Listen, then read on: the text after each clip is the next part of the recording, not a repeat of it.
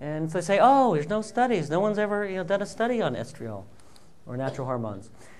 Also, when you look at estradiol, we'll often check the metabolization, how women are metabolizing estrogens.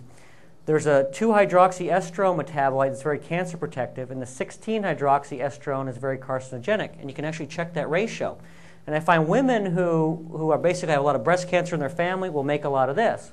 And what do? What if you have high this? What you give is a substance called indole-3-carbinol. It's actually very high. It's a natural substance high in broccoli and cauliflower. And it'll actually drive it over to the cancer protective. It's really neat. You can check out before and after.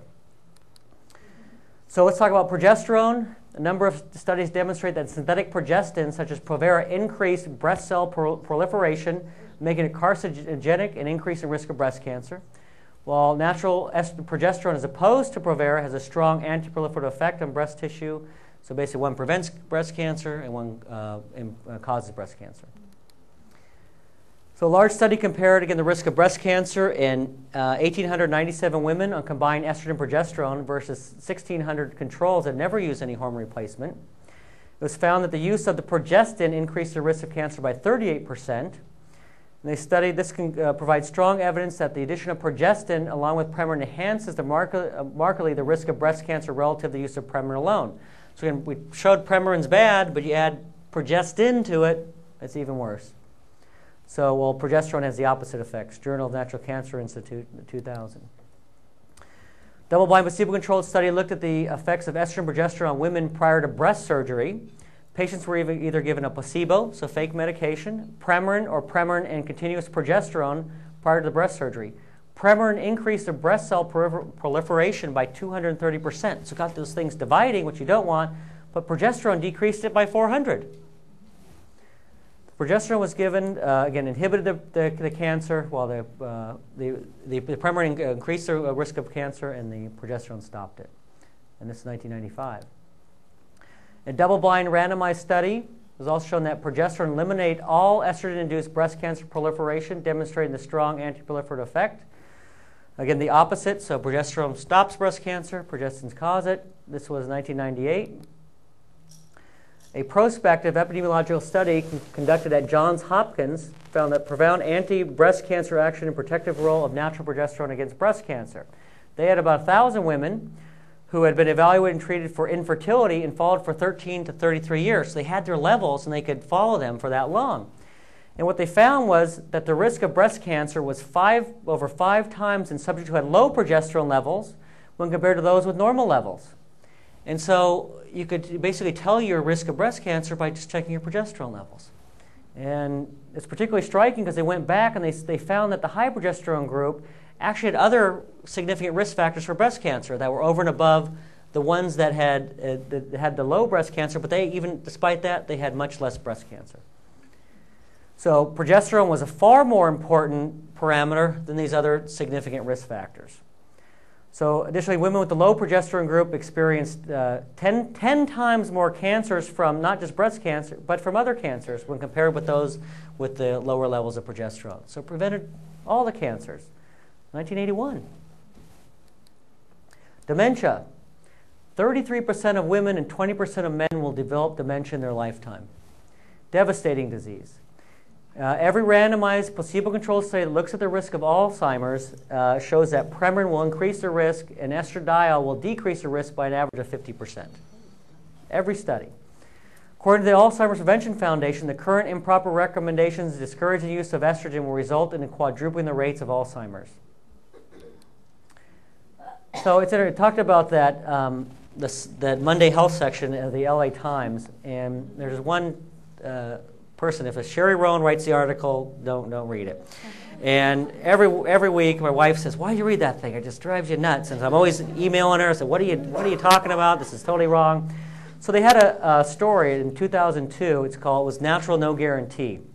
And the article, they said they had 2 experts who said, well, women are turning to natural hormones now, but there are no studies on natural hormones, so it can't be recommended. Women shouldn't do it. So I go and I email her and said, you've got it wrong again. You got hundreds of studies. She forwards it to the assistant health editor, and he calls me back and says, "What's your problem now?" I said, "Look it." I said, "You're telling women there's no studies on natural hormones, and I can get you hundreds of them." He goes, "Okay, we'll put it in writing, and I'll take a look at it." So I get him like a 3-page little summary, and he calls me back and he says, "This is interesting." And he said, we should do a retraction. No, actually, I didn't say that first. Then he said, he said, okay, you're interested. Let me do a full review for you. So I basically did a full review of natural versus synthetic hormones and got it off to him. And he calls me back and he says, we need to do a retraction. Then he started laughing. He said, we don't do retractions. And he said, but let's do another story. This will be great. I said, okay, wonderful. He said, I'll call you next week. We'll put it together. So I wait. No call. So I call him. I get transferred to the head health editor, David Olmos. First thing out of his mouth before hello is, we're not doing a story. And I said, why? He says, it's not newsworthy. And I said, not newsworthy? You just did a disservice to all these women saying there's no studies on natural hormones. And he said, well, that's your opinion. I said, it's not my opinion. I just gave you the studies. He said, well, we don't have any liability. We didn't say it. The experts said it. Bye. Yeah. So let's go on and review the sexy years. Again, overall excellent book, and really brought attention to bioidentical hormones. And it's funny, there's a lot of doctors now that dabble in bioidentical hormones, and basically because hey, patients are asking for this. What's going on? It's very patient-driven. The internet's been wonderful with a lot of information. And while the method described in this book is far superior to the commonly used synthetic hormone replacement, no doubt, it is not the most optimal regimen that is currently available. The following are some important points that need to be taken into account when declining on treatment after reading the book, when deciding on treatment after the book.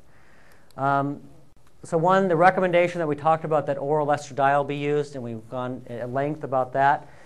So the oral estradiol is superior to Premarin that we talked about, but when given orally, it does increase the risk of stroke and heart attack and clots, but especially when compared to transdermal estrogens.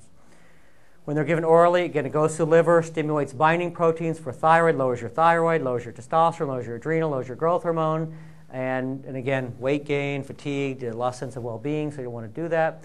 Oral estrogen will also increase inflammation. The big thing you've probably heard of C-reactive protein, even on 2020, take oral. What's the best way to increase your C-reactive proteins? Take oral estrogen. Transdermal estrogen doesn't do that. When oral estrogen is given, it's again first metabolized by the liver, called first-pass metabolism. So basically, when you give estrogen orally, what goes in your body isn't what you gave. So transdermal, a much better route. Oral estrogens also increase insulin resistance, while the transdermal does not. So she also does not mention estriol that we just talked about. So she really talks about women just must live with the risk of breast cancer. It's worth it. But you really don't have to live with that. You can actually have your cake and eat it too. Estriol should really be combined with estradiol for breast cancer prevention. Again, the higher levels of estriol, the lower the cancer risk. So really it is unconscionable not to make women aware of this. And again, that quote, enough presumptive and scientific evidence has been accumulated that we may now say that orally administered estriol is safer. Let us have the estrogen that causes the least risk. So estriol should be in every preparation.